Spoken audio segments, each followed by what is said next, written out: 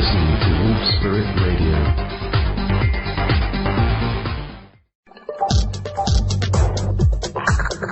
Welcome to Out of the Box with KT and JayPee. Talk from a higher dimensional perspective.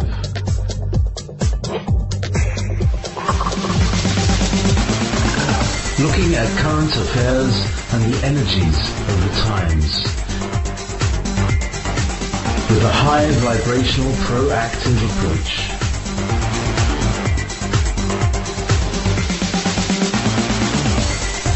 Come and explore the universe within us all.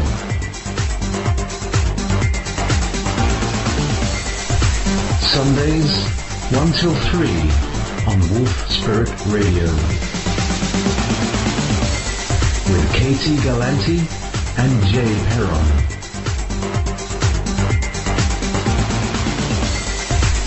You're listening to Wolf Spirit Radio.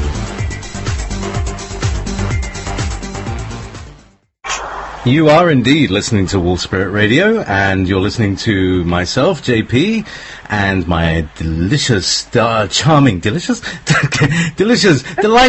that was the word, delightful and charming co-host, KT Gallanti. Good afternoon, Katie, how are you? I am here. You're here. I'm here too, and we're both here now, which is good enough. I think that's the maximum that one can do these days is show up. All one can expect is attendance, if that. That's right. That's right. So, there's the be here now thing, right? That ultimately it's all about being here right now. What was it, Ram Dass that said that, right?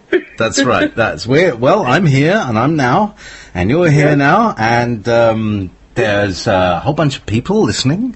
Right. I can feel them out there. I can feel you all out there. Yes, and we're going to be discussing some really hardcore topics. So anybody who is of a nervous disposition or is likely to faint, what the heck are you listening to Wolf Spirit Radio for? So, true. We are going to be exploring the dark side of things as usual, because we do it with a nice light sense of humor and lightness, but the darkness is there nevertheless. It's part of our society, and it's what informs it, what shapes the society without us knowing really what's going on. So it's part of the conversation I was having with my friends here just a little while ago, is that the whole society that we exist in, that we've been brought up in, is oriented around an actually very dark core that is then covered with a layer of glamour that disguises it to look like it's really good and nice and true and caring and loving and da-di-da-di-da-di-da-di-da. Where in fact it isn't, and we're all suffering from it. And everybody's got their own little bit of it that they're suffering from today. So, having said that, I'd like to hand the talking stick over to yourself and see where you go with that. Let me carry on with that, with what you just said, because just in case there's new people, right, that haven't been listening before, do you know what I mean? That and they probably already know all of this, but we do live almost in a slightly dark version of the Truman Show, where everybody is in this box, right, in which they think that reality is a certain way and everything looks great and dandy, until you walk to the edge of the box and you realize that actually it's all a fiction to some degree, okay? Now, it's not that our lives individually are a fiction. Each one of us has their own path, their own drive in life, their own lessons to learn, their own, thoughts and soul drives and all the rest of it. And most people, are very involved with their own lives in a very authentic way, right? But the actual container that we live in is one that has been set up and orchestrated actually for a very long time. And it all looks good on the surface, but if you go and look behind the curtain, there's the puppet master is pulling all the strings, right? And basically, one of the things that is happening is that a group of people that has actually let's call them people beings, because it's a mixture of that have been around for a very long time on this planet. At the very least, since the fall of Atlantis, beginning of ancient Egypt, right? And in my opinion, much even before that, although they were not necessarily in charge before that, have basically been manipulating society so that it looks a certain way, but they're in charge of it and they drive it towards their end, okay? Now, in the middle of that, then there is also the fact that we have cycles of evolution that are governed by a galactic cyclical astrology type clock, okay? Like, we're used to thinking of astrology in terms of like the planets in the solar system, but there's more to it. There's galactic cycles, and we're part of those too. And so at certain points in the galactic cycle and our interaction with it, we have an opportunity for a evolutionary leap in consciousness. However, this evolutionary leap can happen either towards the dark polarity or the light polarity. And every time we have this moment of opportunity for this leap, the light intensifies their game, and so does the dark, because there's a little battle going on for which polarity is going to rule the next cycle, okay? So, as in society, the dark people are in charge at the moment of the power structures, right? So it's kind of easy for them to control the mass thing, the mass consciousness. But they usually do it through programming, manipulation, and through problem reaction solution type events, so that they can steer the collective consciousness wherever it is that they want. And for the light people, we do it through meditations and taking our energy to a higher level, working with the collective consciousness directly on the grids and energy streams for humanity, doing our own evolutionary work, and also by exposing the darkness and putting a pin in it so people can see it and can see the mechanisms of that manipulation, right? So we're all doing our job, and we've also said from a higher perspective many times that the dark is not something to hate. The dark is serving a purpose at the universal level, that is to be the catalyst that prompts us into evolving and growing. And that is the truth almost all the time. Every challenge that we have in our lives is always something that can be used as a trigger to help us to evolve and grow, right? It's not the only way of evolving, but it's definitely the most popular one in the polarity planes. Right. So there you go. Yep. So that's that one. We're. Yeah, I was trying to explain this, this to my friends on it, and it's such a huge jump from, everything's fine, and they're telling us the truth on the news, and then all of these things, that people that we assume, all of us people generally, that I did when I was when I didn't know about this, that I assumed this was the way things were, and you assume that a bank is going to look after your money, and that it's there for you to look after your money, and those are all the and doctors are there to make you better, and policemen are there to keep us safe. And all of these things are not true these days. We're completely, policemen are, now nobody feels safe to go near a policeman, especially in America. Now nobody wants to go to the doctors because all they'll do is give you drugs that will make you ill. Now nobody wants to go to a lawyer because it's just going to lose all your money. All of these people who we used to trust, now we discover that you put money in the bank, it's theirs. You're actually giving money to the bank when you put it in there, and it's not a service for us. So all of these illusions that we've been given are now breaking down. They are, and they're also intensifying in the sense that when I was saying that when we come to these, I think there's several things going on at the same time. First of all, we have a much bigger population, and so they've had to tighten the controls more like if you've got a lot of people and you've got a big herd, right, you have to fence them in a little tighter, right? Because otherwise you can't mind them all and they'll escape, right? So I think that is also part of why they're so hot on depopulation. I think that it's easier to control a smaller population, so they're kind of into getting rid of some of us, so that their job is easier, right? So I think there's that. But then there's also the fact that we are reaching the shift point. So as we reach the shift point, the darkness is trying to intensify. And if you want to read something that's actually really interesting, and I've mentioned it before, but I'm mentioning it again just in case there's new listeners, that is very good at explaining this dynamic with this intensifying of the polarity as you go to the shift point. You can read the raw material, volumes 1 to 4, and you can find that online on Amazon. You can also find it free online to read. There's a website that has all of it, right? I can't remember where it is, but if you put it into Google, you'll find it, okay? I think I think you download Law of One PDF or something like that. Really simple. That's right. You can get the whole thing, and also even on YouTube, there's somebody that actually painstakingly decided to read the whole thing, so you can, you can listen to it if you're audio orientated rather than read orientated, right?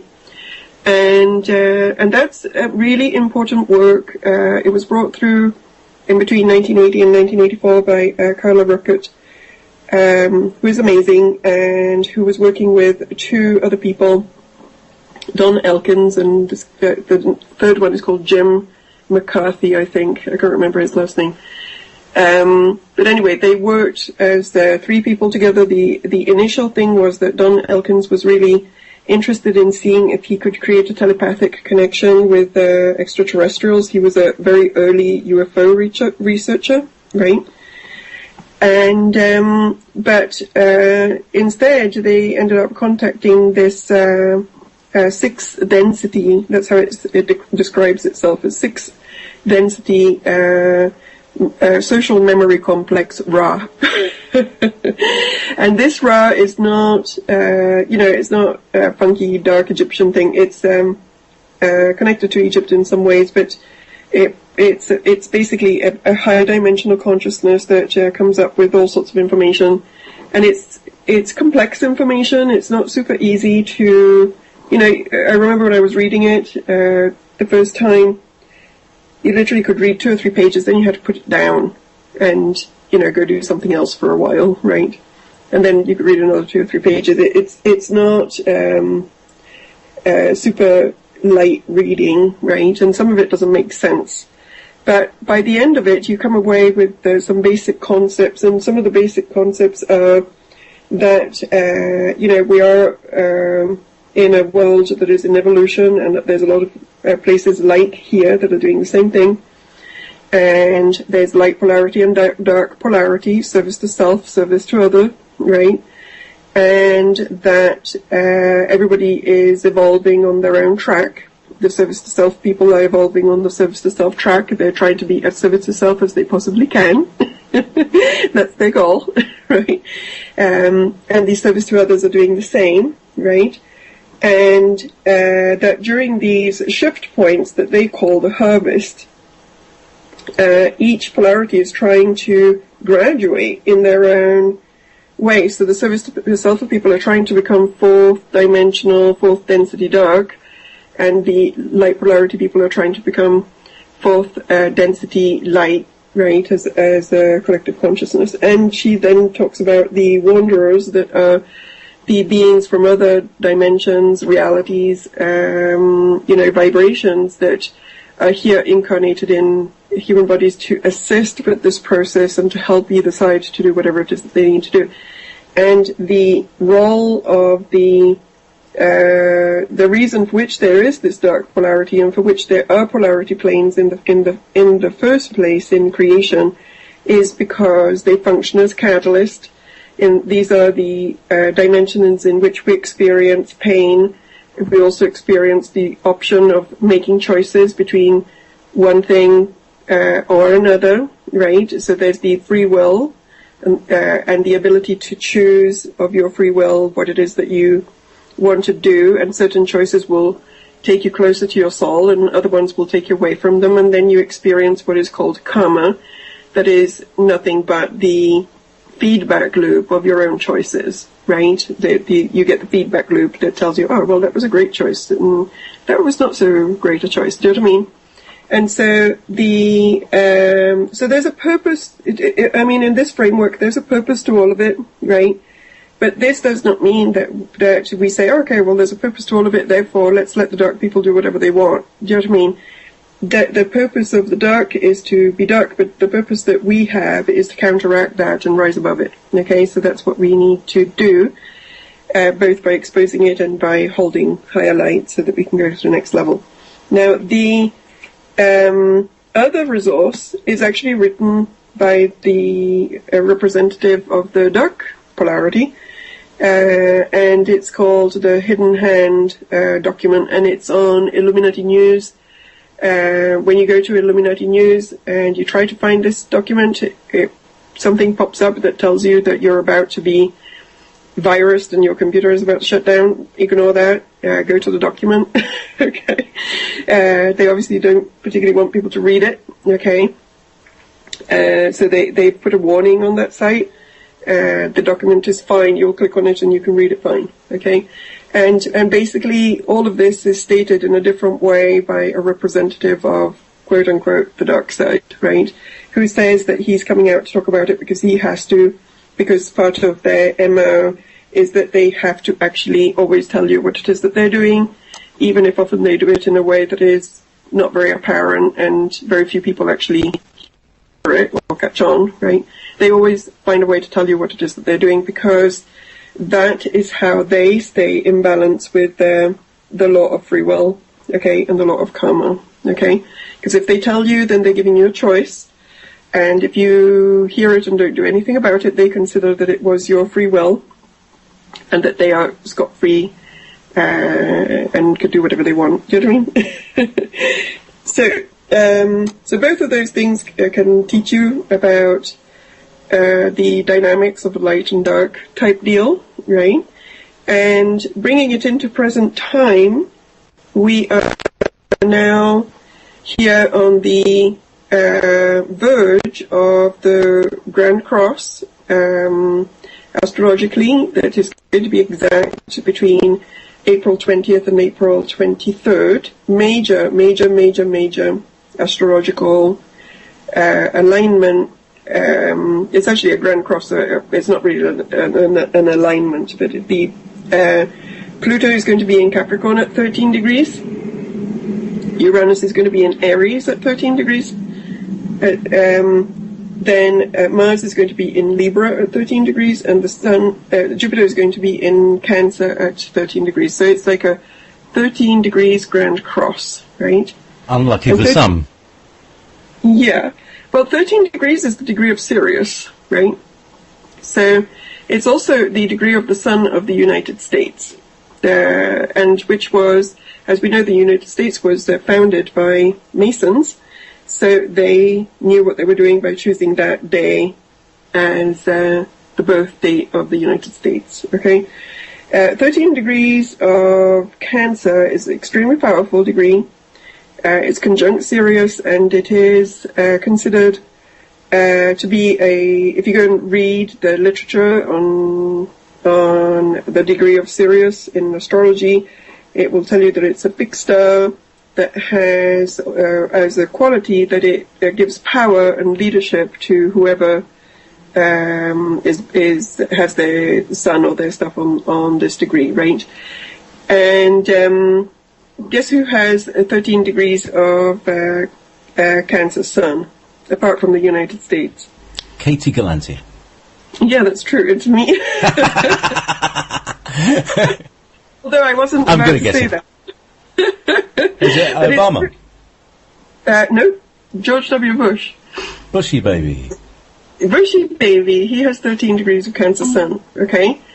Also, the Dalai Lama. Okay. He has a 13-degree Cancer Sun. Also, Ringo Starr has a 13 degrees Cancer Sun.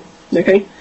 So because degrees are active by hard angles, all of the hard angles meaning 90 degrees and 180 degree angles, everything that is opposite or square that 13 degrees is also powerful, okay?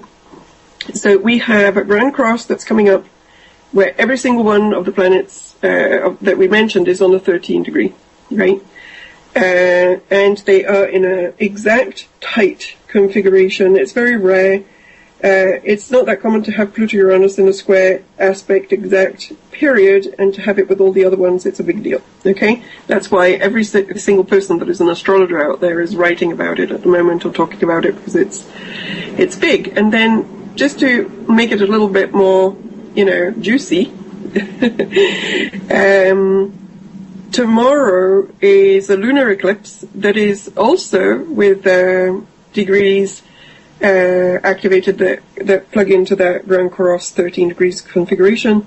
And then at the end of the month, on the I think it's on the 30th, but right at the end of the month somewhere, there's a solar eclipse that plugs into that cross, even if the degrees are not exact. But do you know what I mean? Like, so basically, we are now entering peak intensity, solar galactic type energies. Yeah. I've just brought up the chart for the now. I was just looking at my chart and seeing, I've got no 13 degrees anywhere. I've got 23 degrees and a 3, but not a 13. Anyway, but looking here, actually 23 degrees is where the sun is in Aries at the moment. But what I'm seeing is there's a large numbers of aspects. So there's this very dense opposition force. Like there's 1, 2, 3, 4, 5 planets in Aries. Is it Aries or Pisces? I think that must be in Aries. Yeah, 5 planets in Aries and 5 planets in Libra, each of which is opposing each other. So this, on the astrology chart, it's just a kind of mass of red lines, because red lines is opposition. And then we got the square, and that's all squaring up with this. This is Pluto and Jupiter opposition here. Now I'm just looking here. So the thing that's most square with that, what is that? Is that the sun coming in there, or is that Uranus? 13 degrees. Oh yeah, here we go. At the 13 degree. I should actually listen to what you're saying. So looking at, there's 13 degrees there, and something is going to move into 13 degrees. Is that the moon then? Yes, to close off this grand square. That's right. That's tomorrow's eclipse. Okay, that moon that at the moment is at 6 degrees of Libra. Tomorrow we'll go through to 13 of Libra, and then very soon after that there's an eclipse. Okay, so the eclipse, the moon starts closing in. So even if the Grand Cross is exact on between the 20th and the 23rd, we are already in it. Do you know what I mean? Like the planets are, it's almost like the soldiers are starting to get ready to go. Yeah, they're amassing on the lines, and the battle lines are being drawn up. Yeah, definitely. That's right. They're gathering their positions, right? They're placing themselves where they're going. Okay, and then it gets tighter and tighter and tighter until it gets exact on the 20th to 23rd. And then after that, it's going to pop. And usually, astrologically, any really potent energy astrologically, at the very least, lasts another couple of weeks afterwards in terms of how it dissipates and stuff. But usually, the quote-unquote event type stuff happens on the way into the Grand Cross, okay? And obviously, in terms of how this affects people and how this affects the world, right? There's so many different levels to this, okay? Because we can go metaphysical on it, we can go social and politics on it, and okay. But before we do that, Katie, down in terms of the actual physical placement of planets and the solar system, the one thing this would be, on one level, it would be quite, quite an important thing. The three things that are at right angles to each other, and then a fourth coming in line. But what's interesting about this one is because it's an eclipse, which means not only is it horizontally synchronizing, but it's also vertically synchronizing. It's like you could outstretch each arm in opposite directions, and you touch the sun and touch the moon. That's an alignment as well as an opposition. You see what I'm saying? There's so many more levels to what's going on, and so there must be something about that moment of eclipse. I tell you what it feels like. It feels like the two blades of scissors. You know what I'm saying? Yeah, for me, the way that it feels, it's almost like it's the beginning, right? Like whatever it is that we're moving into. To me, this eclipse is like, okay, ready, steady, go. Here we go. Do you know what I mean? The hatching of an egg? Yeah, it's like the beginning of this process. And the thing, to understand what the process is about, we actually have to talk about it a little bit. That is that we are, how do I explain this? We're shifting. We have been shifting for a very long time. What this means is there's energy that is coming in from the sun, from the galactic center. Then the planets kind of add another overtone to that, right, as they get into their various positions. And each time, and this process has been going on in some ways since the 1960s. The energy has been gradually coming in, and it's very accelerating energy. It has an effect on the energy field. It has an effect on the cellular makeup. It has an effect on consciousness, because consciousness is part of our energy anyway, even if we don't truly understand that yet at a scientific level. It is. When I do healing work and I look at people's energy fields, I see their stuff and their traumas and their emotional, psychological issues. They're in the energy field as blockages. They're in the body as blockages. They're in the DNA as blockages. I mean, we don't just have blockages, but that is just an example of how you can see the consciousness at an energetic level, right? Okay. Then, if you have high consciousness states and go into experiences like an activated light body, you can see energy in that way as well. And usually it looks like really flowing showers of golden rain, do you know what I mean, and stuff like that. So it's like the consciousness itself has an energy.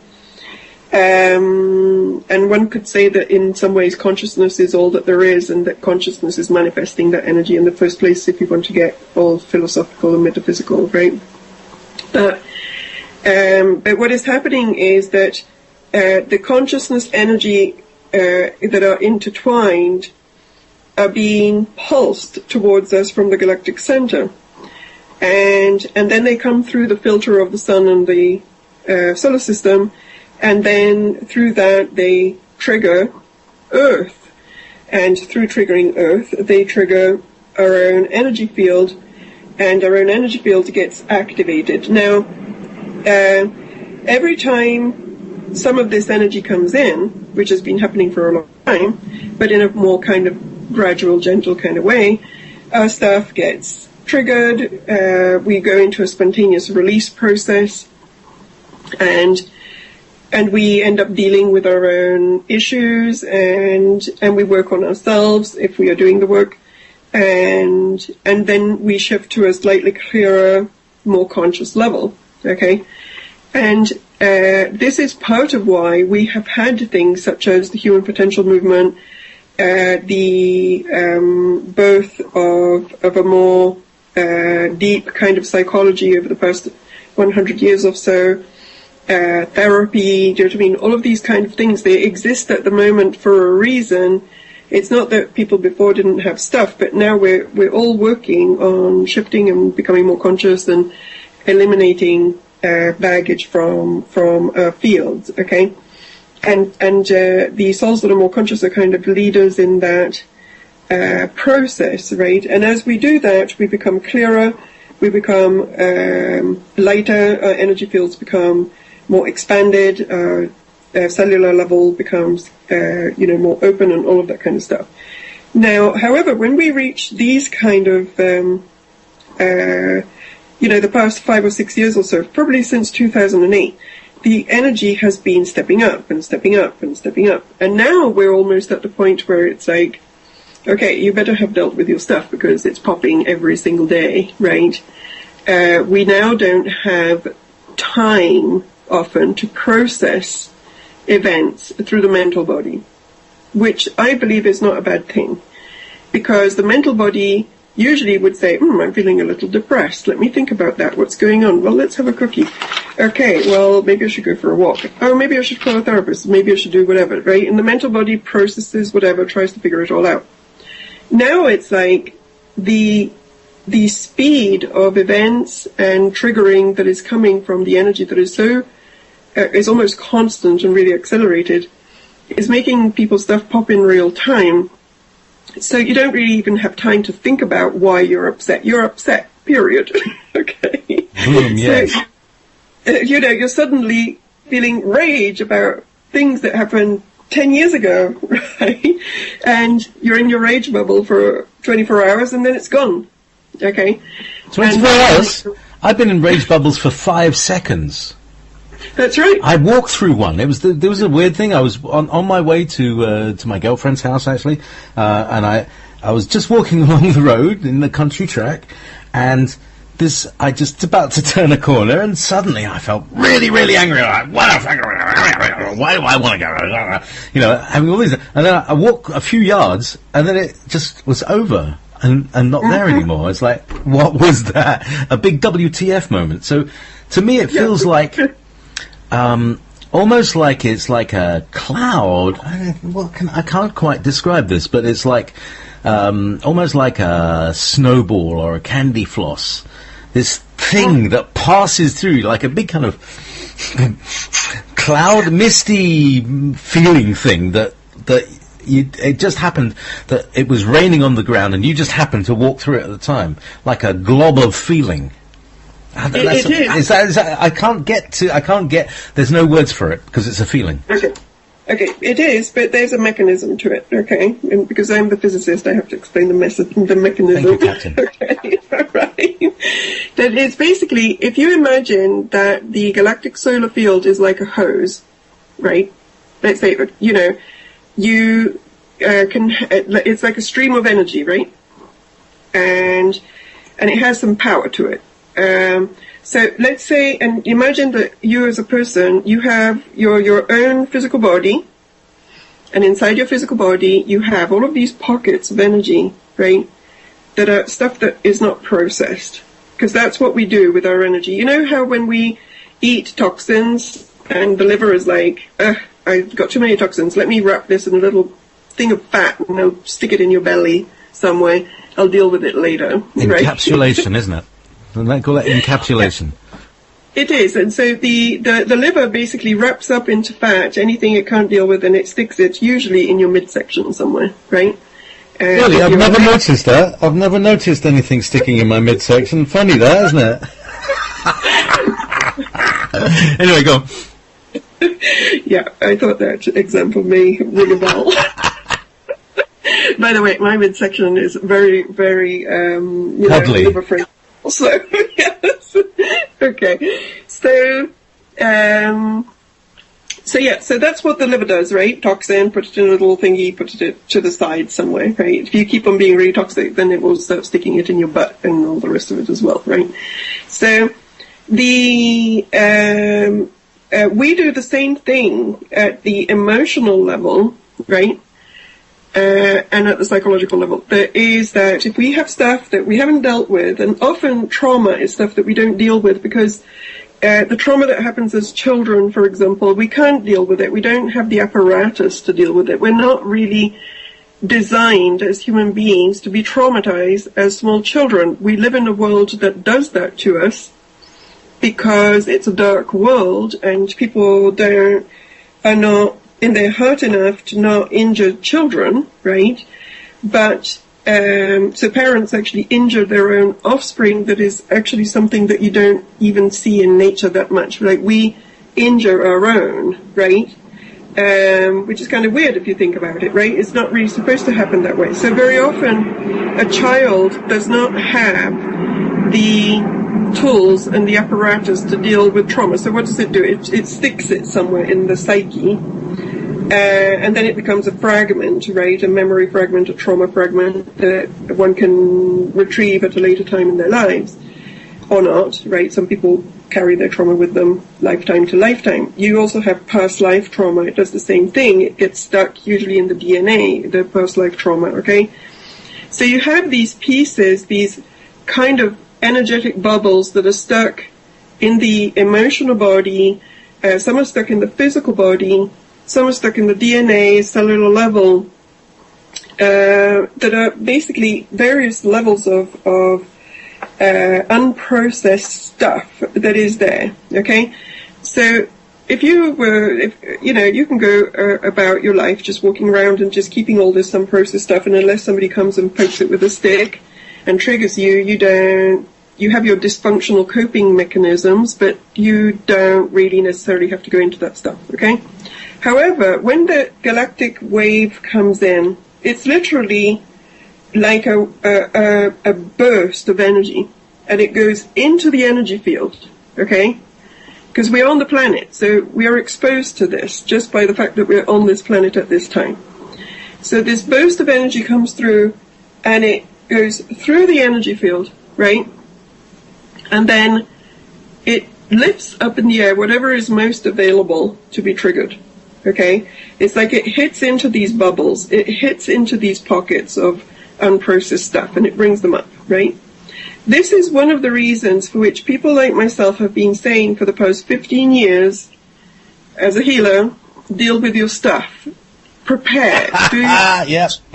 Do you know what I mean? Work on your stuff, because otherwise it comes to a point where all of the stuff is lifted up at the same time, and it can become really overwhelming, okay, and it can be unprocessable almost, okay, because it's too much. It's like going into a detox where all of a sudden you release all of your, like too deep a detox for a person that is too toxic, it can kill them, okay. It's the same with the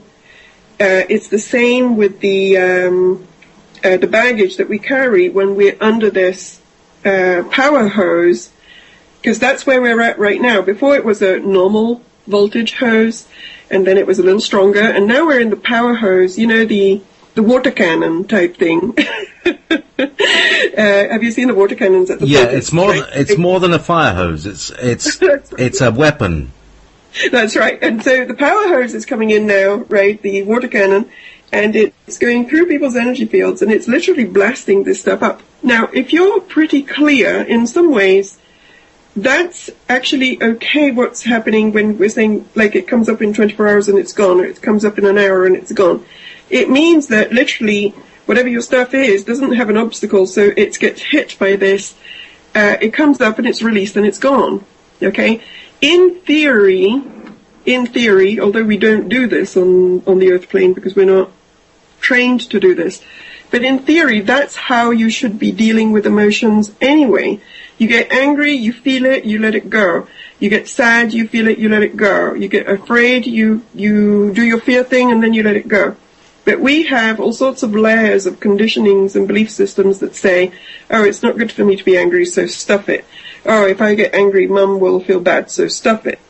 Oh, you know, I'm scared right now, but if I show it, then I'll be vulnerable, so stuff it. Do you know what I mean? So we put all of this stuff that instead of feeling it, we stuff it inside of the energy field and in the emotional body and so on, and we don't feel anything. Yeah, and we store them. And what happens is that we store them in these little, like a little bag stuck on the side of you. It's like twisting it off, you know, it's like, taking part of your intestine and putting a rubber band around it and twisting it off so that you don't have to feel what's going on in there.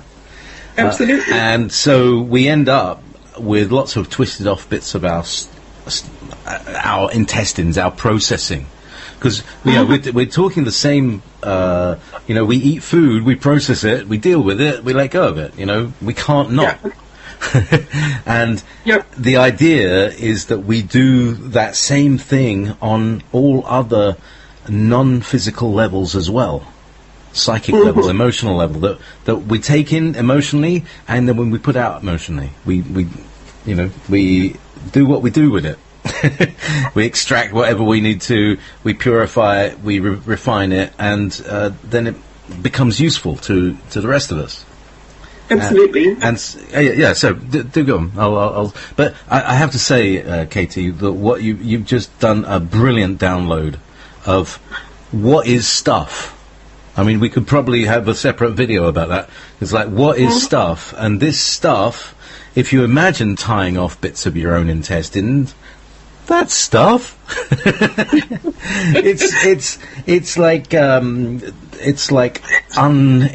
What do they call them? When old ladies get them in the old homes, and they don't. It's like a black thing. Yeah.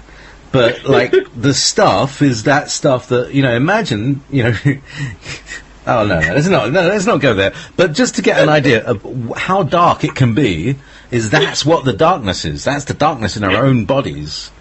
Yeah, I think the voodoo doo-doo that we were on about in the first episode. The voodoo doo-doo, yes. It's the doo-doo that is voodoo. Voodoo. Anyway, meanwhile, let's raise it to a higher level of consciousness, because we have to deal with your woo-woo doo-doo. I'll deal with my doo-doo, and you deal with your doo-doo.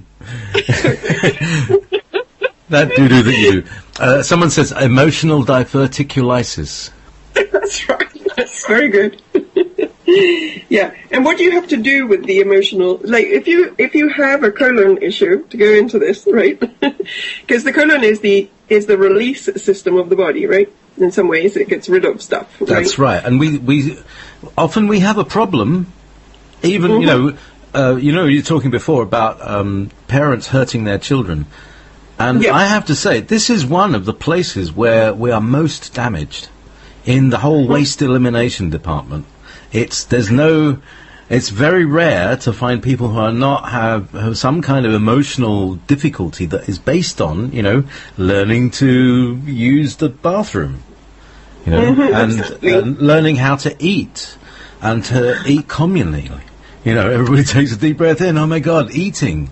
How many people have the terror of the family meal? Is Dad going to be drunk and violent today? How much does that go on? Yeah, absolutely. And, that's an extreme. The usual is just it's just awful. And food is crap. And so we hate our parents for stuffing crap down our faces but they didn't know. And, and all down the road it becomes a fact of nobody really knew. Nobody told them. Yes. And I think this is what we're here to do. We're here to tell people this is what you need to know. It's horrible. Yeah. I'm sorry. But really, that's the way it is. So going on, we do hurt our children, but we hurt them inadvertently because we were hurt in such a way as to make us numb to the pain that we inflict on others. Absolutely, and also, and this goes back into the bigger picture, though, the fact that we do this because we're trained to do it without really knowing that we are trained to do it. Like, for example, we're talking about programming that has become more intense, okay, by the powers that be, hidden forces, whatever you want to call them, okay? Mm-hmm. Children and young girls are being sexualized at an earlier and earlier age. And they're not being sexualized by their parents, they're being sexualized by the media, okay? And clothes shops. I mean, I was just talking like an hour ago with my friends here, and they were saying, as a 12-year-old girl, the only clothing you can get, as a 10-year-old girl, the only clothing you can get is like really sexy. It's like is it Miley Cyrus? I don't know these people. Like these, all these people who are like, little tiny kids who are like very pretty and made up and all this stuff. Glamour of something that is naturally beautiful. A child is naturally beautiful. Naturally, just giving off love. And they have to pour plaster on it. That's, I'm sorry. Go ahead. Also, things like toys. There was a Facebook friend of mine, I can't remember her name now, but she did a whole thing for a few months on toys. And aside from the ubiquitous stripper pole that you can get your stripper pole kit at the store, and it's very popular apparently. Training little kids how to be little porn stars. Wonderful. That's what we want. When you're like 6, okay. And they are getting the children. There was a video that I had on my Facebook page. What was the name of this dude? If I can remember when I actually posted it, I'll probably find it. But it was almost the equivalent of a Keisha video, but the girl that was in it was 10 years old, right? She was all dressed up in gold with the gold high heels, made up with the big long, ponytail and everything, dancing to this song where she was being electroshocked through her head because she had been caught shoplifting, and then she's in prison and she has this one-to-one thing with this guy that is in an orange jumpsuit, and then she runs off to the top of the prison thing and she launches herself from the roof, transforms into this kind of like goddess type creature, and then lands in the middle of a bunch of sweaty bodies, and very suggestive orgy type stuff happens, right? This is on YouTube. This is a video of a song. And this kid is how old? 10. This kid is 10. Okay. And this is literally a music video, that is, it's not out there by some amateur, it's out there by the music industry, okay? This guy has written a bunch of songs, and they're all songs for teens, for tweens, right? Like the 10 to 12-year-old types. And this is what this kid is doing. And so they are, they had Miley Cyrus was basically somebody, she is still now somebody that is young and is way too sexual in some ways for her age, or at least when she started. We know that she carries her own dark agenda. She's supposed to bring that forward, right? But one of the things that she was used for initially was she was the household name as Hannah Montana when she was a kid, and then they gradually sexualized the hell out of her as she went from childhood to adolescence, and she was already a role model as a child star for all sorts of children. And all of a sudden, these children are seeing this person that is becoming pretty much pornographic in front of their eyes. And that is the role model that they have. They have the role model that says, for you to grow up and become an adolescent or an adult female means that you become a whore, basically, and that you will have sex with anybody, and that it's all about kicks and thrills. There's no boundary, do you know what I mean? And one of the things that is disturbing about that is not so much the sexual liberation aspect of it, that who cares, do you know what I mean? But women get, especially when they're young, they can get exploited sexually, and they can get very hurt by not being able to put a boundary up that vets the males around them, so that that whoever comes and interacts with them is coming to interact with them through love. And I think that the old school, old-fashioned kind of courtship models where, the boy had to be vetted first by the father or had to spend some time with the family or whatever before they could date the daughter, or they had to be a chaperone in the very olden days. In some ways, although it sounds really, now it sounds almost crazy to talk about this kind of stuff because it's so not what we do, but one of the reasons for that was protection. It's like you've got a very naive young girl that is going into the world, and there's men of all kinds out there, good ones and bad ones, and that was a way to make sure that the young girl did not get exploited and that she was protected in some ways, right? Now, young girls are going into a world where there's no notion of any kind of boundary, and they are encouraged to bond in the most kind of degrading kind of ways. However, and very often they kind of modeled these kind of more satanic kind of encounters and so on. And all the reason for that is that in that way, love does not actually have a chance to emerge, right? Or it does anyway, because love is a powerful force and it does anyway, but it makes it harder. And it lowers self-respect and all sorts of things. And so you have a whole generation of young women that are actually vibrating really low. They're putting themselves into a position where they can get injured very easily, do you know what I mean, and so on. And obviously who benefits that? Dark polarity, service to self. This all creates pain, injury, trauma and all the rest of it. Very good for them. Also, the New World Order has been very explicit about the fact that in their leaked, speeches and documents about the fact that one of their goals is to destroy the family. Because families are strong units where there's a true loving family. Exactly. And children that are raised within true love, right?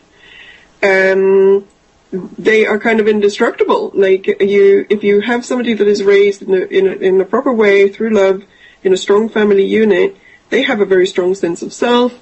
They're not easy to manipulate. They don't carry all this wounded stuff around. They're not easy to program. You know what I mean? All this kind of stuff. They stick together when there's a problem and so on. But if you have people that are wounded since children, terrible relationships with their parents, then find very big difficulties in interpersonal relationships when they grow up. So then there's divorce all over the place. And so there's nothing stable. There's nothing for the person to be stable with. And also when you're dealing with that kind of instability, you are busy dealing with that instability and you don't have time to, you're so busy with the mess that your life has become that you don't actually have time to think, let me see if I'm in a Truman Show box. Do you know what I mean? You don't have enough energy for the navel gazing. And I think that it was Maslow, right, that was talking about the pyramid of needs. If you're busy with the food and shelter and your own pain, you don't go into the top levels where you look at the bigger picture. You just don't have the energy to deal with that. You're dealing with your own baggage, right, and so on. So Absolutely. As far as the New World Order is concerned, the busier we are dealing with dysfunction, the better. And the more broken the families are, the better. And the more traumatized we are, the better. Okay? And the responsibility, going back to the parental thing, really should be to screen all of this. But a lot of parents are kind of clueless and they don't really see what is happening, and so they allow more than they should. But then also there's the fact that you can't control what a child sees, and now this kind of imagery is everywhere. And it's in the music videos, it's on the television, and it's on in the toy stores. It's like everywhere, right? One yes. second, I have to. We have Missy here that wants to go outside. It's funny. The sound of Missy in the background just reminded me of the beginning organ in the beginning of the Doors, Strange Days. So it's just like. So that's probably where we're going to get. What we're going to get in a minute. That's one of my favourite tunes anyway, so I'll get it in the station music. So, You're absolutely nailing it tonight, Katie. You really are, because, well, I mean, it's just like the same conversation that I was having with my friends just like an hour and a half ago. The conversation has just moved from that point onwards. I suppose it's because I mentioned that's what we were going to be talking about. That does help. But, you know, we're all dealing with, all of us today, all of the people that I know, like my little world, everybody's dealing with kind of really extreme, in-your-face, visceral, you can feel it in your muscles and in your sinews, emotion. It's like really intense. Like somebody said, you know, it's like we normally like turned up to about 1 or 2, and it's like somebody's come along and turned it all the way up to 10. And what it feels like is like, what I was saying, is like these little, like you walk through a mist, and that mist is like a different area of space, and in that different area of space, different rules in the emotional world apply, or in the psychic world, or in the mental world. You know, we've got all these inner worlds that have an environment that they live in, you know, and that is normal to it. And it's normally quite stable, but when you get other people, you got other kinds of chaos coming in and stuff like that. But what I'm getting is, you know, living alone quite a lot, that I can sense that there are these emotional things that seem to be, it's like a meteor shower or something, like rain, or like some kind of cosmic snow that flutters through on a psychic level. And what it does, it stimulates what's going on inside me. And whatever I might be feeling is just kind of intensified and amplified.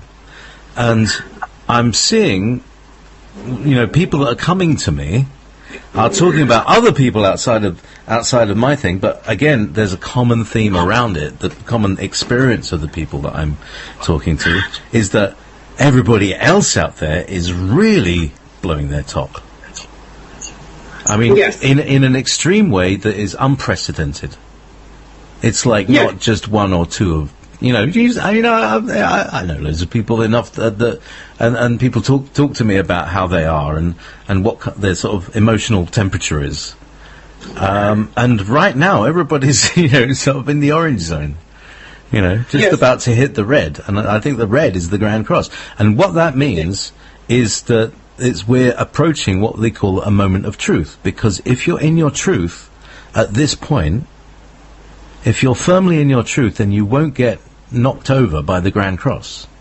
And it's a bit like, if you imagine there's a hole in the wall that you can only move through. You can't walk through it with your arms by your side because it's too narrow. But there is a slit that you can open your arms wide out to, and you can walk through, and your head can fit through it. But that you can only go through it in a completely open way, with your arms completely open.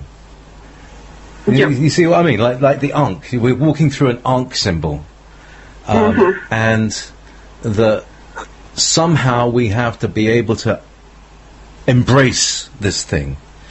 Huge as it is, we have to be clear enough in ourselves, i.e. not have any stuff, clear enough in ourselves to be able to embrace that. Because everybody's going to be facing that, whatever they have decided or chosen to hold on to. Does that make sense? If somebody has had plenty of opportunities to let go, and it's a kind of don't say we didn't warn you. People are going to blow up. People are going to literally blow up emotionally. Some people will there'll probably be reports of people spontaneously combusting. I'm not kidding. I am not kidding. Boom. And on a psychic level, you know, that's when people end up in Ward 4. On a physical level, that can mean a heart attack or an aneurysm or a stroke or something like that. You know, some kind of overstressed kind of thing. What else do people get? It's mostly that. It's mostly the heart that gives up, isn't it? And that's what's interesting, it's the heart. You have to have the open heart. You have to have compassion. So, what the deal is that whatever situation you're faced with, even if it's your own karma coming back, I'm talking about myself here, that you have to have, that in order to get through this, you have to embrace it. You have to open your arms to it, whatever it means. That's the image that I'm getting, is the Ankh image, which is like a little child with their arms open. And that's, I think, what Jesus meant when he says you have to be as children.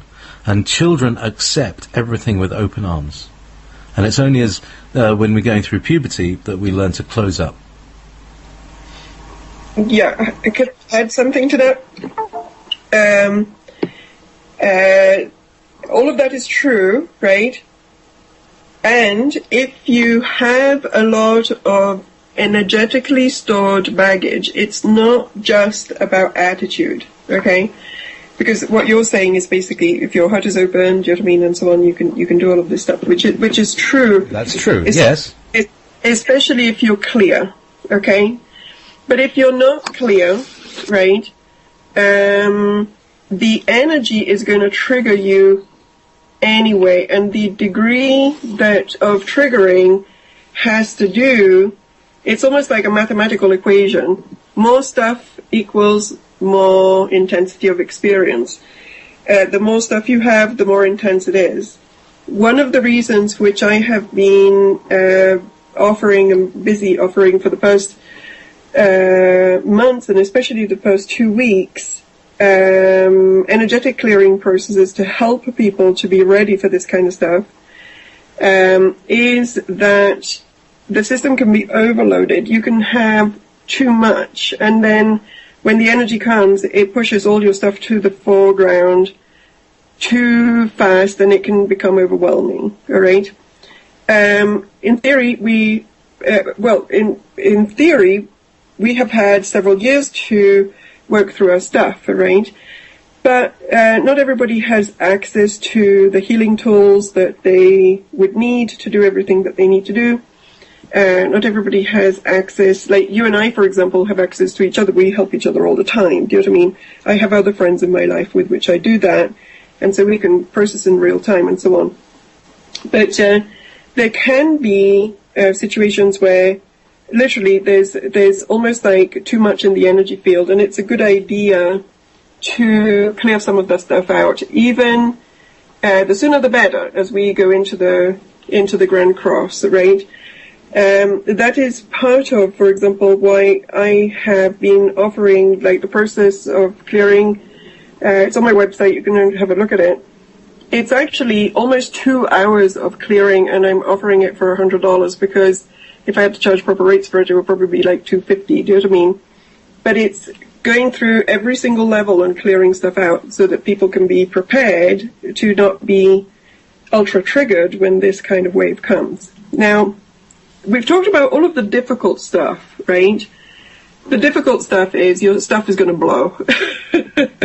The woo-woo doo-doo is going to fly. Okay. It's already hit the fan. Right. It's already hit the fan, folks, and it's flying towards you.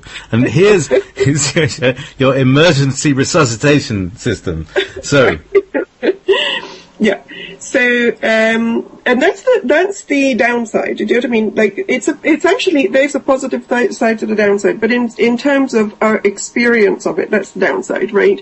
We're going through something that is going to bring up a lot of stuff very fast, and some of that can be unpleasant. There's an upside. And the upside is this energy has that effect on people, especially if the field is not clear. And most of us are not clear because we live in a traumatizing world, right? But if you are clear, or if you don't have that much stuff, right, and you've done your homework, which means that you're evolving as a soul and you've taken on your challenges and you've worked through your things and so on, these energies are also very activating for the spiritual bodies, okay? And so for a lot of people, this is a time of graduation as well, okay? For a lot of people, the experience of the Grand Cross, I've been writing these articles where I've said the Grand Cross in the first wave and the Grand Cross in the second wave. Again, you can go to my website, you can find them, and you can read them. Sometimes it takes me a week to write this kind of stuff, but I write it anyway because that's what I'm told to do. Do you know what I mean? Read it. It's a part of education. Not because I so Katie, listen, Yeah. we're at the top of the hour. I need a break. You need a break. Everybody needs a break. Yep. Well, let's do some strange days, because I've lined it up. And you'll hear what I'm saying. It was the way Missy went, meow, meow, meow. It was just like the organ at the beginning of this track, so that's what I'm going to play. But in the meantime, people can go to your website and look for these articles. Could you just give us where they can find them? KatieGallanti.com or reclaimingthelight.com if you don't know how to spell my name. It's the same website, two different names, okay? And if you scroll to the side, you will see that there's about 10 articles on this particular stuff, and you can read them, okay? It seems to be it just went off by itself. I can't stop it. These days are strange. Thanks very much, Katie. We'll be back. Welcome back to Out of the Box. Katie, are you there? Yep, I am. Hello. So, yes, we're all back on the air. Was there a long dead air there? No, it was fine. All right. Meanwhile, intermission. Yeah, let me pick up the thread. I want to pick up the thread again from before, okay? Please. Because it's important, I think. That is the upside of the shift, all right? And the upside of the shift is that all of this clearing of baggage, we have a lot of it, so it becomes kind of painful or difficult or challenging at times. But the positive side and the true purpose of this is an acceleration in consciousness. When we become baggage-free, then we can express all the way our true nature. And our true nature, unhindered, without baggage and blockages, is that of being beautiful, multi-dimensional beings of pure light manifesting through a physical vehicle, right? And because of the physical vehicle that we have chosen, that is the human body, we are anchored into this reality that is a 3D, 4D, 5D reality, depending on how people look at it. But as this reality shifts and as our baggage gets cleared out of the way, we become able to access and express the highest level of consciousness that we are through a transformed physical vehicle, which also means a clear energy, emotional body, energy field, spiritual bodies, and so on. When we can express our original energy and original energy signatures through the physical body on the physical plane, we then have a very different experience of reality, right? And this experience of reality is an experience of reality that flows, that becomes much more easy, where we can hold higher consciousness states for longer periods of time, etc., etc., etc. So when we have these potent activation gateways, and we had one of them at the end of January, beginning of February, that was similar, and I called that the first wave. And this one is going to be even more powerful, and I called it the second wave. You have to give names to stuff just so that you can talk about it, right? So hang on, when did the first wave come? End of January, beginning of February. And what about the waves last year? Because I was feeling waves last year in April, October and November. Yeah, there's been waves since the 60s, but these are different, okay? We are in this process almost continuously, and there are pulses that come in almost continuously, right? But what is happening this year is different. And it's different because we are truly now at the point, it's almost like the grand finale, we are truly now at the point where we're crossing reality thresholds, okay? And by that, what I mean is that what we have done so far is almost like the warm-up to the process that has started this year, okay? And the process that has started this year is literally the point in which many souls are ready to shift vibrational thresholds. So when we talk about the shift has this Gauss curve thing going on, right? And if people don't know what a Gauss curve is, it looks like an upside down bell, right, with tails on the other side of it, okay? And basically the energy started, and then it started going up and up and up and up and up, and then it peaks. We're now in the peak of this process, okay? And what this seems, I mean, I'm just sharing my visions here. Obviously, I can't guarantee you that this is what is going on, but this is my experience of it and what I see in, like, the visionary space. Yeah, not only, but I mean, you're talking from a point of view of being having visions, but you also are a physicist. You know, you've got qualifications as a physicist, and you're like 2 PhDs, is it, so far? Yeah. She's like almost too clever for words, right? Well, I did my PhD in physics at the time I was 25, and I'm now finishing my PhD in psychology. So, and I think that the only reason for which I got these qualifications is so that my spirit knew that I would have to talk about stuff that was really out there. And so, because I've not used these qualifications in the world that much, do you know what I mean? But I was strongly guided, almost forced by the universe to do all of this studying, and I think the only reason for which I've done it is so that people don't think that I'm a complete fruitcake. Do you know what I mean? Even if I didn't know it at the time. But I studied physics for 12 years, right? From when I was 13 years old until I was 25. So, math and physics, I did all of that, right? But yeah, the process here that we're going through is that at some point we're literally, we talked before, I think I've talked before about the node, right? We are in a node where all of these different timelines converge. And depending on what we do vibrationally, we go into this timeline, that timeline, that timeline. All of this battle between light and dark in some ways is a battle over the node. Which timeline is going to win? Service to self, service to others. Light polarity, dark polarity. Where's the mass consciousness going to go? To the left, to the right, okay? When we're on the node, all of those realities exist at the same time. The node is this point in galactic solar time, in the galactic solar cycle, in which we have this gateway opening, okay, where we can create the next level, the next cycle of reality. And each one of us is part of that decision-making process. The decision about which node manifests is not made by some big giant authority in the sky. It's made by the collective energy. So the collective body of humanity that is on the planet will either vibrate very much to this side or very much to the other side, okay?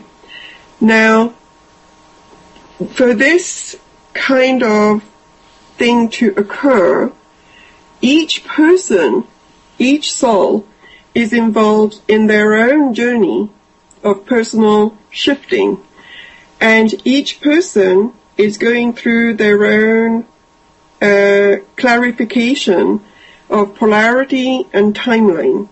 So each person is actually, you will find that there's people that are actually being tested about the nature of their will at the moment. It's like, are you going to choose what is easy and service to self, or are you going to choose what is maybe harder but service to others, right? There's testing that goes on with some souls as well, okay? Each person is choosing their timeline in some ways, okay? Now, it gets kind of complicated because the individual still has their own way of the individual itself will still manifest their own reality in terms of the consciousness stream that they belong to, okay? But right now, we are in a place where those timelines are getting determined, and some souls are literally starting to jump in their timeline. Do you understand what I'm saying? I don't know if this makes any sense, but I've seen it. When I talk about the first wave, it's like the first wave, not the first galactic wave, but the first wave of souls that jumps, okay? And that is clear enough to jump into the next vibrational threshold, okay? And now we're going through another jump. There's an opportunity for another jump. It literally, to me, because of the physics training that I have, it looks like electrons jumping levels in the energy bands of the atom, okay? They have enough energy that they can jump and they can go to the next level. Now, in physics, if that energy is not sustained, they will then jump back down or they'll release a photon, right? So it's not really all the way a good analogy. But it's an excitation process. Excitation meaning an energy comes in and gives something enough energy to jump, to go to another level. We're going through this individually, we're going through this collectively, okay? So yeah, it sucks to clear the baggage and all the rest of it and have these experiences. But at the same time, that is how we get clear enough to be able to fully anchor the higher dimensional bodies into the incarnational vehicle, into the body, physical, right here on the earth plane. And then through that, we are able, first individually and later maybe collectively, to make this jump into a higher frequency reality, okay? One of the things that I have been talking about, I know this stuff is kind of complicated. It's complicated even to explain it for me, so I don't know how easy it is to grasp, right? Because I see these things in visually, right? It's not always easy to translate them into words. But basically, if you were to think of the collective consciousness of humanity as an energy field, right? As a sphere, as an energy field that is around the Earth. Within that sphere, there are streams of energy, okay? There are lower vibrating streams of energy, and there are higher vibrating streams of energy, okay? Hang on, what do you mean low and high vibrating? Some are closer to the ground, some are higher up, they're further out, okay? Ah, right. Vibrationally, that means some are more conscious, some are not as conscious, okay? So if you go to a Liverpool football match and sit there, okay, no offense to Liverpool, but they're kind of rowdy, right? So you will find that there's probably a lower consciousness stream of that collective energy, okay? So in humanity, there are almost like bands of energy.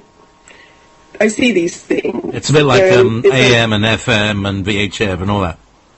It is, but it literally, visually, it looks like a strip that is like a foot wide going all around the Earth, and then there's another one separate, higher up, that is like a foot wide going around the Earth, and then there's another one 2 or 3 feet further up that is like an inch wide, and it's going around the Earth. These are all consciousness streams. They're inside of the collective body of humanity, but they're separate, okay?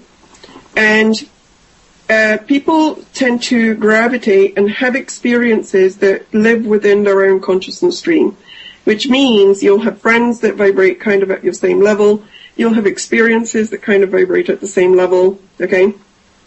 And so on. Now, when you clear your stuff or evolve or something happens to you go through some experiences, you can jump streams, okay? You end up in a higher consciousness stream. All of a sudden, you lose all your friends. The people that you used to get along with drop out of your life, or you have a fight with them and they're no longer part of your experience. This happens to people all the time. People grow very fast. They lose their friends, they end up having a divorce, do you know what I mean? They have to change jobs or whatever. Even sometimes their computer will blow up and doesn't like them anymore, do you know what I mean? It's like, that's because you've jumped energies, okay? So the reality that you had before is no longer a match to wherever it is that you're going, Does that make sense? Yeah. So what we're doing right now, some of us, and this is not, oh, look at me, it's just the way that it is, because some are older souls that have kind of come here with an advantage to some degree, right? Because even if we have all of our trauma, we also have more experience with doing this kind of hopping, okay?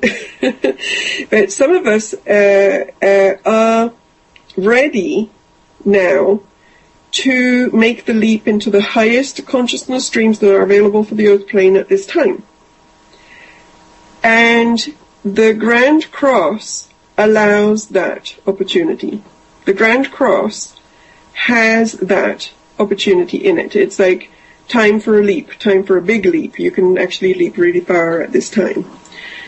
From a metaphysical perspective and soul perspective, this is to help the rest of humanity to also move upwards. It's almost like an average thing. If you have some souls that are really high up in consciousness, they pull everybody else up. Okay? Like the average consciousness gets moved to a higher level. Okay? Does that make sense? If you have something if you're doing an average and you have a number that is really high, it will pull the average of all of those numbers to a higher level. Yeah, okay? but not only it doesn't only work in the way of like pulling up an average, but it also sets a precedent that makes it not only possible but probable. Because if I were to say anybody can do this kind of thing, that's one thing. But if you know somebody who's actually done that thing, that makes it much more probable and possible for you to do it. Yeah, absolutely. And so the idea of moving through this process, going through these processes and still having a kind of light heart about it, even though it's really, there's a lot of pain, there's a lot of grief, there's a lot of crap involved in the whole process. Because process, we're talking about, back to the beginning of the show, process is intestine. We're doing intestine work. And somebody's got a shovel there, hasn't there? And that's what intestines do. But they know it's a purpose. They have their purpose. So, anyway, so much. Very true. So this is where we're doing. We're having to deal with the darkest part of ourselves, and realizing that it's because of elimination. We need to be able to eliminate waste. Actually, this is, I'm going to be, like you say, we are basically allowing ourselves to be dissected and pinned back to show the process going on, in doing these radio shows and expressing what's going on. So, I'm looking at my piles of rubbish in my kitchen and I'm thinking, maybe I do have problems with elimination, it's like, yeah. But it's unprocessed stuff. What it is unprocessed stuff. It's plastic boxes that are too useful to throw away, but too plentiful to find an easy place to store them. So, it's like they're piling up, so then I need to make a pile for them and then find a place for them, and in a way that disencapsulates them and processes them and gives them a place and embraces them. So I think that's in a way that's the kind of process that we all need to go through in some way or another. And the key is something that is compassionate. So anything that involves embracing something that you didn't want to embrace may be the possible way through. Yes. Also, maybe a good idea at this point to give people some, even just very simple tools that they can use on their own, right? I have the best one. Yeah. The best one is just keep breathing. If you can breathe, if you can get from one breath to the next, you're doing well. Okay, that's Perron's basic tip for survival. The shifts. Keep breathing. Yep, absolutely. That's definitely a good way, right? Also, remember that as a being that has energy and free will, right? You have the right and ability to ask for assistance in whatever it is that you are finding yourself in. So, for example, let's say that you're having an emotional overload moment, right? You can, especially if you have a connection to source or to a higher power, or, you know, to your guides, if you're connected to your guides. I wrote a post yesterday on my Facebook thing about guides. I put it on my blog, the Cosmic Perspectives blog, so you can read it there as well, about, you know, that it's important that we, if we can, that we have a conscious connection or acknowledgement of the fact that we do actually have higher dimensional teams of beings that are with us to help us through this process. They are what traditionally in the olden days could have been called the guardian angels, right? But we do have beings that work with us, and especially if we are, you know, what are called more starseed type people that really do come from higher dimensional places and are incarnated here from higher dimensional places. We have a lot of support on the higher planes, but we have to ask for it, because this is a free will zone, so nothing can intervene without being requested to, unless you're a dark person or a dark being in which you intervene whenever you want. But the light beings do not intervene without being requested. So if you're finding yourself into a pickle or a jam where something is really hitting the fan in a way that you feel that you can't handle, remember to ask for help. Remember to say, okay, can you please show me the way? Can I be guided here to what I need to do next? Can you lighten this emotional overload that I'm experiencing? Can you clear my field so that I don't experience this much intensity? Can you help me and support me into processing whatever it is that I'm processing? And even things as that are more practical in the world, because the way astrology works, right, this in general, is that the more conscious we are, the more the energies, the astrological energies will manifest internally. That means that they will manifest as emotions and processes that are internal. But the less conscious we are about the issues that are being triggered, and the more the planetary energies will manifest externally. That means that events will start to happen around you, okay? Events like your boyfriend breaks up with you, or, you know, or you get fired, or, you know, or something happens that is actually in reality, because then the external reality makes you look at stuff, right, that you probably wouldn't look at otherwise. So the rule of thumb is that the more unconscious you are about something, the more likely you are to manifest it physically into a physical event, okay? That is also why sometimes it's useful to have a look and to see, okay, so how do these energies actually manifest in my own chart, in my own astrological chart, because then you can kind of see it coming, you can kind of look and see what parts of your life may be triggered by these particular kind of planetary energies, okay? But, so let's say that you have some of your more unconscious stuff that starts actually manifesting physically through events. You can ask for help in navigating those events and going through, you know, finding solutions to those events. Yesterday I had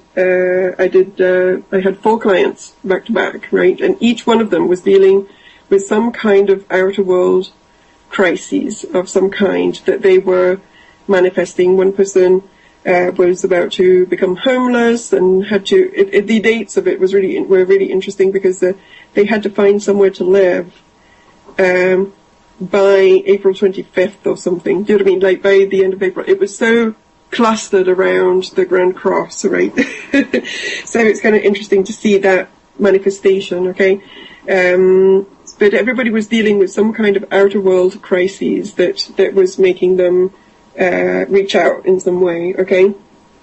So remember that you can request help. Also, the other thing is, I recorded, I think, either last year or 2 years ago, a process on YouTube for releasing extra energy from the energy field. It's called Discharging Extra Energy.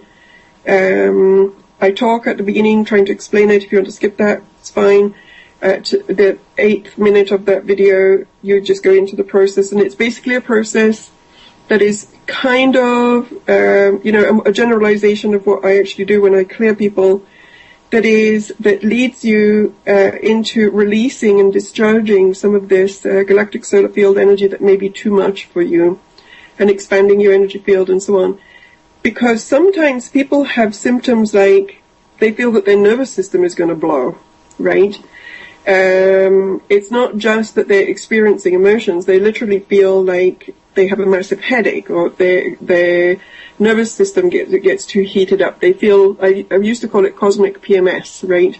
Because they feel completely irritable, that they can't deal with anything. And sometimes it's really unpleasant. Usually sometimes it can lead to nosebleeds as well. That's right. And usually when people are experiencing that kind of, friction in their emotional and physical body, right, it means there's too much energy in their field. They don't have to experience that much discomfort. And all that they need to do is to widen their energy field, and that process teaches them how. Widen the energy field, make your energy field bigger, spread this energy around, and then release some of it, so that you don't have to be in bottleneck, okay? This also happens with the Earth herself, right? Because if you've noticed, around these times we always have earthquakes. Earthquakes are the ones that are not Harper-based, are the natural way through which the Earth body releases the extra energy, okay? It's like there's too much of it, so it releases it. What does it do? It has a nice little shakeout, and it releases it. Unfortunately, we have houses on those shakeout lines, so we don't like it so much. And we've also conveniently placed our nuclear plants on these fault zones too. And in a way, it's like, but there's quite one question is like, you say just ask, but who do you ask? I mean, when you've had no personal experience of some other kind of, even you're like an imaginary friend as a child. You could ask that imaginary friend if you had an imaginary friend when you were a child, but essentially you're talking about some embodiment of some kind of higher self of yourself, which is like weird because it's outside but it's inside at the same time. Yes and no. Yes and no. Yes and no. It just goes, in some ways, it's almost experimental. Experiment. They say, okay, I'm just trusting that I have a team of guides and higher dimensional beings that are around me that help me, okay? Be experimental. That's how I did it when I was awakening. All of this stuff, I was experimental. I was like, okay, I'm not sure that these guys exist. However, I'm just going to try it. I'll ask them to do something for me. Let's see what happens. You know what I mean? I'm not sure that this manifesting technique works, but I'll use it, and then if something manifests, then I'll try it another 5 times. Exactly. And if it works every time, then I have my own feedback about something that works. What has happened, and again, I wrote about this yesterday, what has happened is that people have become absolutely paranoid about interacting with anything extra-dimensional because we have now woken up to the fact that there's a lot of dark extra-dimensional energy and that it's kind of trickstery and so on. This, however, does not mean that all of the energy out there is dark. It's just one level of it, okay? So one of the ways to do that is we can use our word and our will as a tool, right?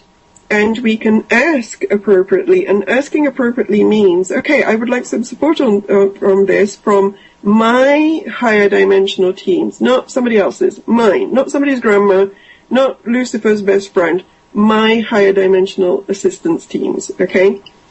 From dimensions that are beyond polarity, in service to others, in service to source. Ask about it that way. See what shows up, okay? If you ask about things correctly, so that it's almost like legalese. You use the right kind of wording that does not allow access to any energies that are not for the highest good. Does that make sense? Okay. Correct spelling. Yes. Correct spelling. The easiest way is to just ask source. That's the highest vibration that there is. just pull that in. Do you know what I mean? Higher power, that. You see there's because people don't believe it can be that easy. It is. It's That's that the thing, isn't it? It is that easy. When they say all you need to do is ask, you have already in your heart.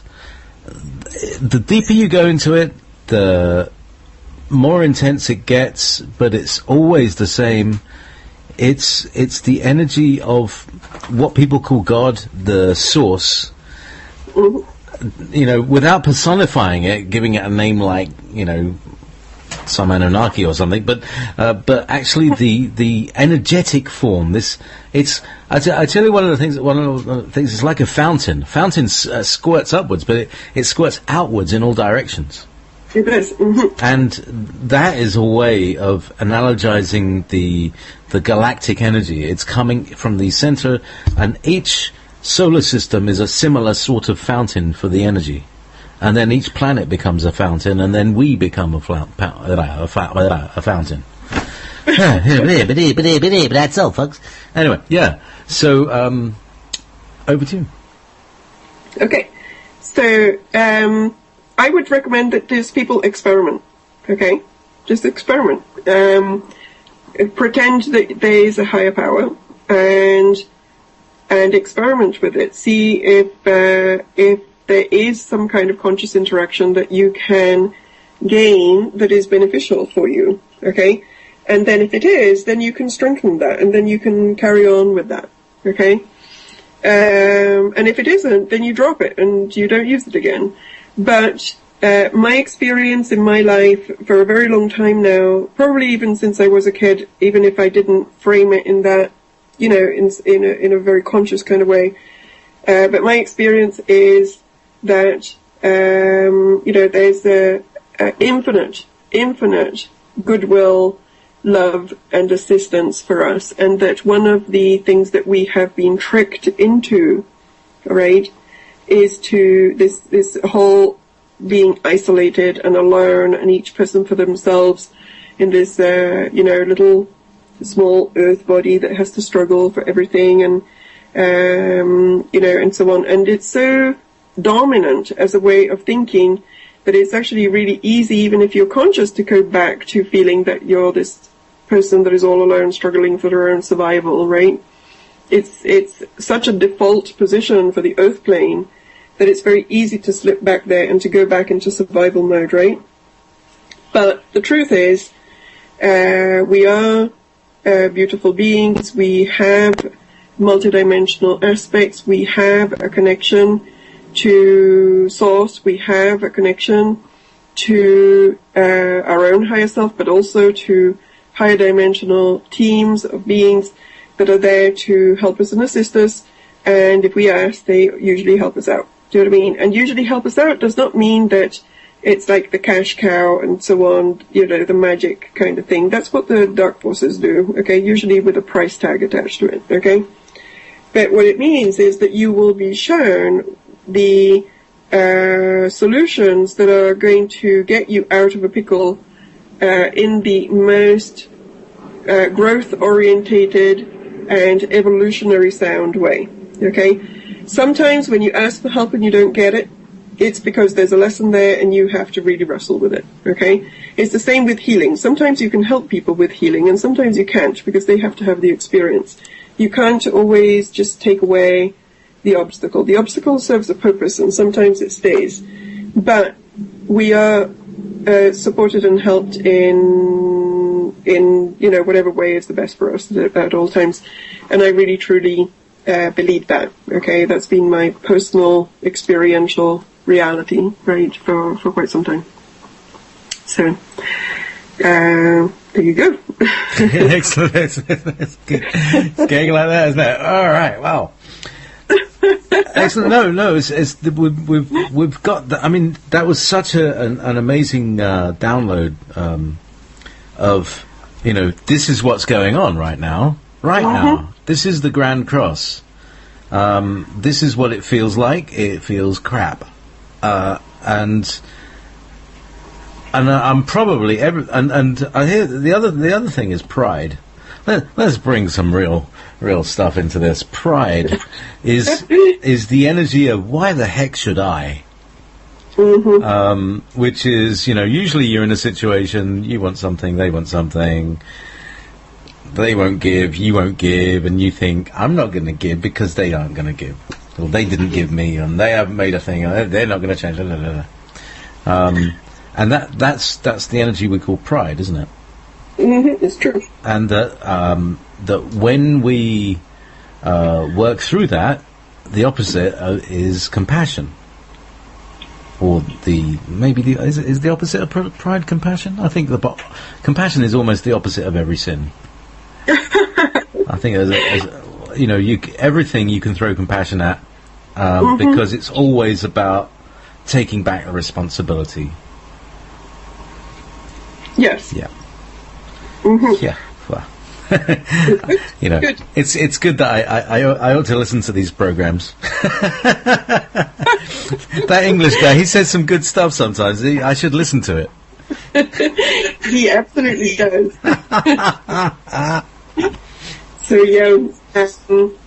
All right, I'm starting to run out of steam. I didn't say this at the beginning, but I'm going through my own Grand Cross here, and how it's manifesting for me is very physical this time, right? I had toothache all the way through the week with an abscess in my tooth, and then because of that, I had to take antibiotics. So then the antibiotics that I had to take were really strong, and so then I ended up with feeling all out of balance and, various symptoms from that. So I had to take a whole bunch of probiotics to counteract that. And then the mixture of all of it, I think, overloaded my system. So I've been struggling a little bit with nausea and headache, right, for the past 36 hours or so, right? So I am almost out of steam. Poor love. Hey, Win. Minutes. So what should we do? Win. WYNNE is saying, Katie, Win has not been tuning in for over a year, but welcome back. Are you noticing, her question is, are you noticing people's higher abilities increasing right now? Absolutely, yes. That is what I mean when I say that we also go into the spiritual bodies. Thank you, Win. That's a good question. Okay. Because as I say, there's this release process, right? The release process is what we have been talking about. That is the hard piece. But when you go into the high consciousness streams and you've done that release process and you are ready and you don't have that much baggage to let go of, right? The experience is that then you can bring in more of your higher bodies that are like the soul bodies, the spiritual bodies. Your third eye will be clearer, your crown chakra will be clearer, and so on and so on. So, yes, the abilities are stronger. For me, at the moment, I am capable to do probably the kind of healing work, energy work that would have taken me like an hour to do in the past. I can now do it in 10 minutes. Do you know what I mean? It's like the ability to kind of focus, tune in, and move energy is becoming much, much faster, okay? This is why this is a time in which, aside from the release piece, it is also a good idea to maximize that, to do higher consciousness work, start meditating. The Oren and Dubbin stuff is really good, orendubbin.com. They have all sorts of free stuff on there. Start doing some of those kind of meditations. Start working on clearing out your chakras consciously. Start working on, listening to singing bowls all day long so that you can be in a higher frequency space. And if you've done the release process, you will also find that you can easily access these high places. And one of the things that I have noticed for myself is that these storms, right, these energy storms that come in, where all of a sudden you're walking around and you have this rage moment, right, or you have the rage day or whatever, then all of a sudden it's gone and you're in this higher zone. So it's like these two things are coexisting at the same time. It's not that you're stuck in this loop thing. The energy comes in, it pushes for a release. It releases if you are allowing it to release, if you're clear enough that you can release it. The next minute, you're in this really high space that is fine and fantastic, and problems are shifting very fast. So these are times of great opportunity. It's a challenge, but it's opportunity. And I think it was, it's the Chinese, right, that say, may you live in interesting times, there's times of opportunity, right? And what they mean is, welcome to the woo-woo doo-doo, and it will do great things for you. Yeah, or you'll get covered in it. And you'll get covered in it. It's all about how you can come up roses when you're covered in poo. That's right. But remember, we are under the gun of the power hose and the water cannon. And if you look at what the water cannon does, yes, it flattens you out, but it washes you out all the way as well. Okay? Especially if it's colonic. That's right. So it's a strong force, and it goes into your field, and it empties it out really, really quickly. Okay? So I'm saying all these things because I want people to focus on the positive of this as well, because there is a positive, and it's actually, there's an opportunity for great shift here. Okay? So anyway, so to answer Wynn's question, yes, absolutely. Because we're going into the higher streams and the higher spiritual bodies, most definitely the other stuff is increasing too. Okay. Okay, the last thing.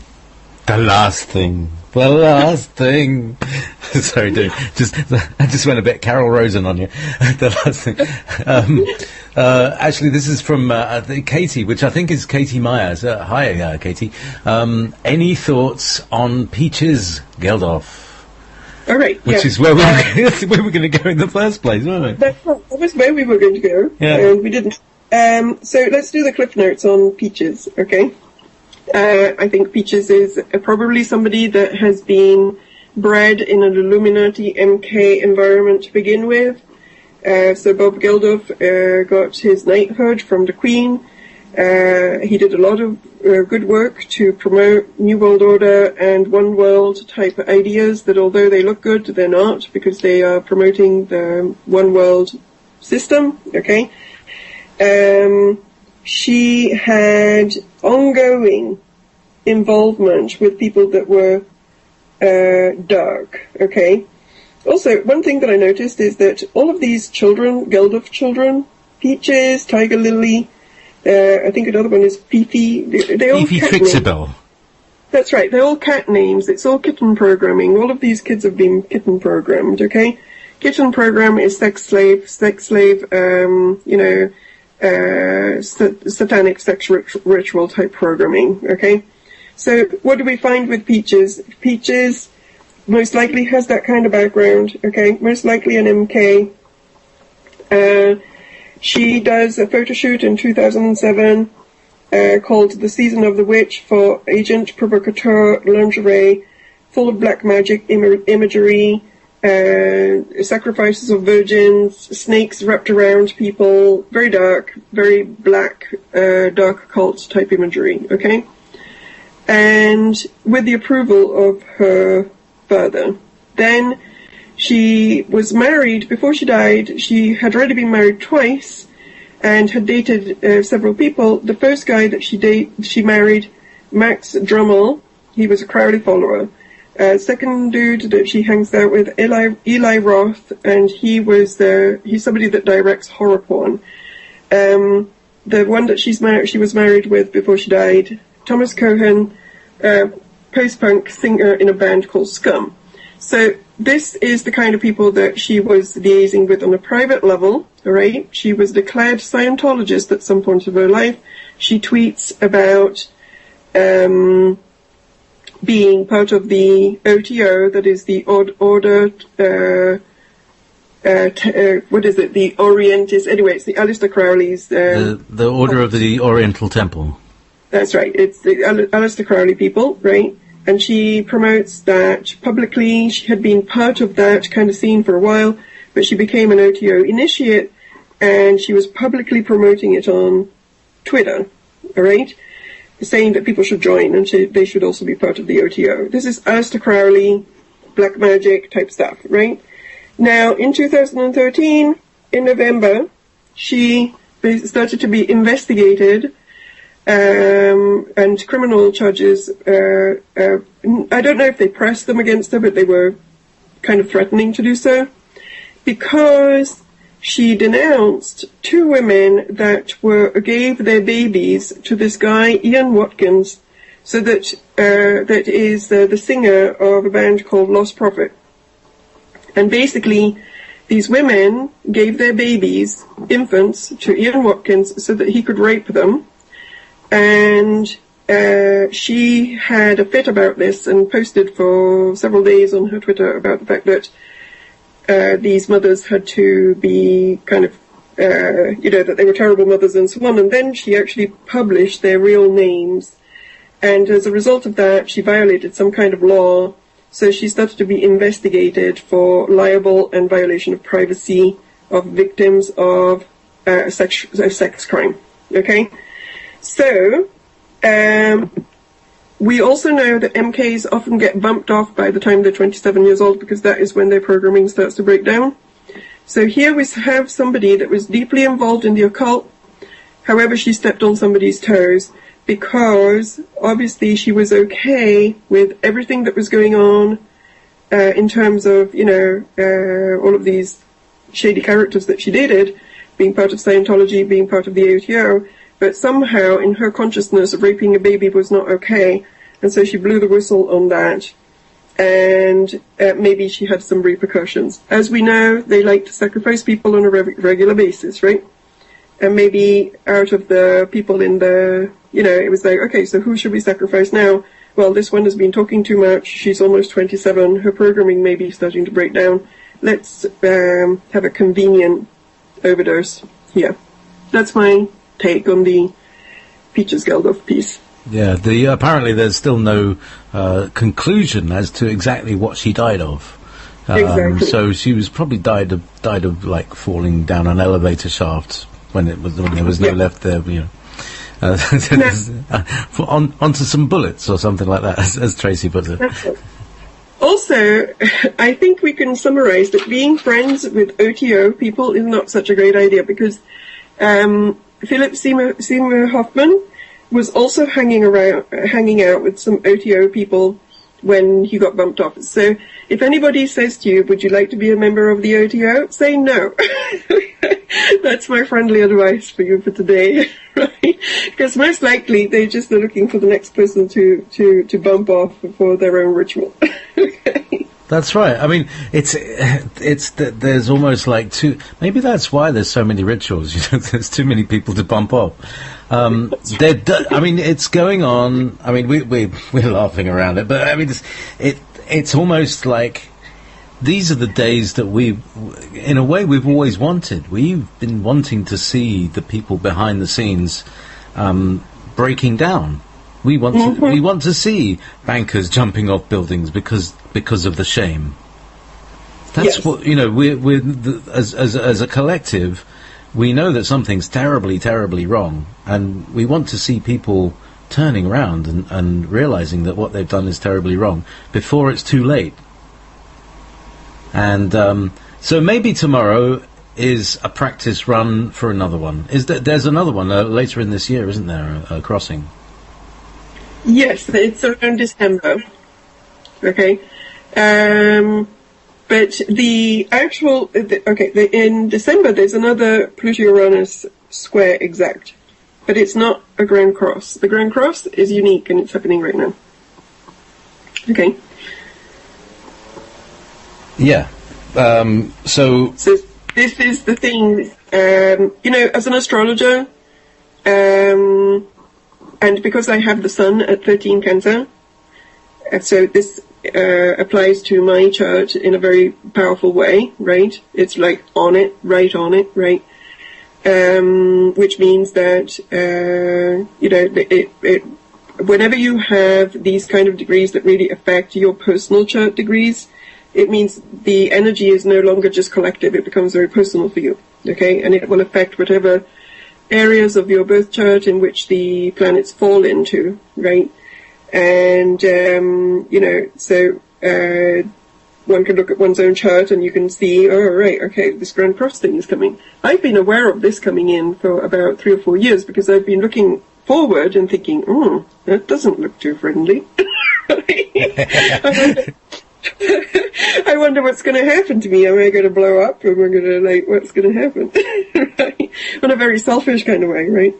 And then I started to see actually how big it is at the collective level. And I think that it's actually, more of a collective event than a personal event. But as I said, the more unconscious we are, the more we will manifest. Not unconscious in general, but unconscious about these particular issues that are being triggered, the more they will manifest as events. So if you have very sudden, strange events that happen that are very powerful during the next 2 weeks, just be aware, look for the lesson in them, look for what it is that you need to learn and shift. They will shift very quickly if you understand what they're about, okay? The more conscious you become of the process that you're in, the more conscious you are of the lessons that are hidden behind the events that are hitting your life during the next 2 or 3 weeks, the quicker you will move through them, okay? Yeah. Well, I just had a quick look at my astrology, and I've got no major transits or conjunctions or anything in the next couple of days. So I get the feeling that it's already happened to me.